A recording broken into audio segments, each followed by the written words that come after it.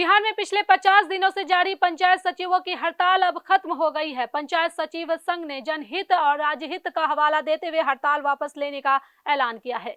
इस फैसले के बाद 1 जून से राज्य भर के पंचायत सचिव अपने अपने कार्यस्थलों पर लौटेंगे। हड़ताल खत्म होने से मनरेगा भुगतान, जन्म मृत्यु प्रमाण पत्र, सामाजिक सुरक्षा योजनाओं और ग्रामीण विकास कार्यों में फिर से तेजी आने की उम्मीद है। आखिर क्या रही समझौते की शर्त, हड़ताल का असर क्या पड़ा और अब गाँव को क्या राहत मिलेगी, देखिए हमारी ये खास रिपोर्ट। आदाब, नमस्कार, आप देख रहे हैं मंथन टुडे। मैं हूं आपके साथ उज़मा।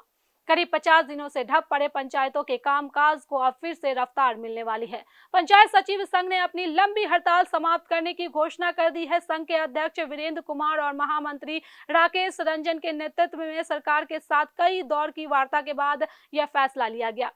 संघ की ओर से जारी प्रेस विज्ञप्ति में कहा गया है कि पंचायती राज विभाग उनकी 5 प्रमुख मांगों पर सहमत हो गया है और उन्हें पूरा करने के लिए संबंधित विभागों के साथ समन्वय स्थापित कर प्रक्रिया शुरू की जाएगी। सदर प्रखंड के पंचायत सचिव शुभम कुमार ने भी हड़ताल समाप्त होने की पुष्टि करते हुए कहा है कि सभी पंचायत सचिव 1 जून से अपने अपने प्रखंड और पंचायतों में योगदान देकर नियमित कार्य शुरू करेंगे।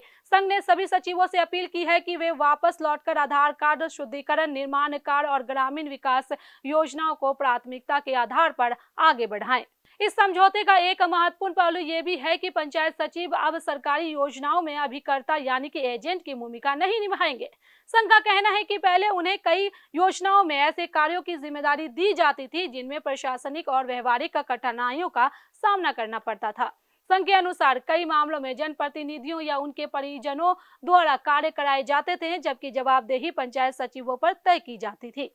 इसके अलावा वेतन रोकने और निलंबन जैसे कार्रवाई की आशंका भी बनी रहती थी। पंचायत सचिवों की इस लंबी हड़ताल का सबसे ज्यादा असर ग्रामीण विकास योजनाओं और मनरेगा कार्यों पर पड़ा। सचिवों की अनुपस्थिति के कारण पंचायत स्तर पर डिजिटल हस्ताक्षर यानी कि डोंगल का उपयोग नहीं हो पा रहा था।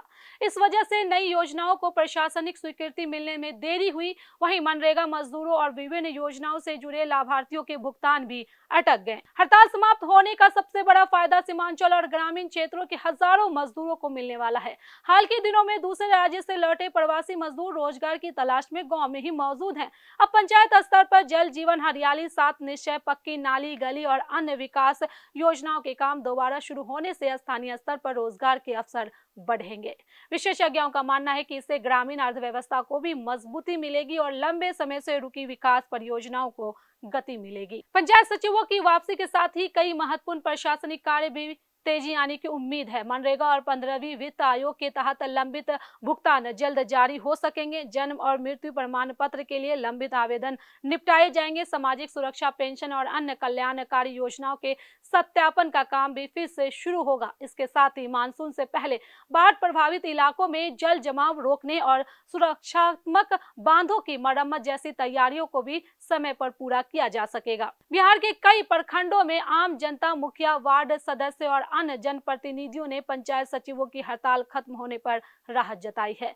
उनका कहना है कि पिछले 1.5 महीने से पंचायतों के अधिकांश काम प्रभावित थे, जिससे लोगों को काफी परेशानी उठानी पड़ रही थी। अब सचिवों के वापस लौटने से प्रशासनिक व्यवस्था सामान्य होगी और विकास कार्यों को नई गति मिलेगी। तो कुल मिलाकर 50 दिनों से चली आ रही पंचायत सचिवों की हड़ताल के खत्म होने से बिहार के ग्रामीण इलाकों को बड़ी राहत मिली है।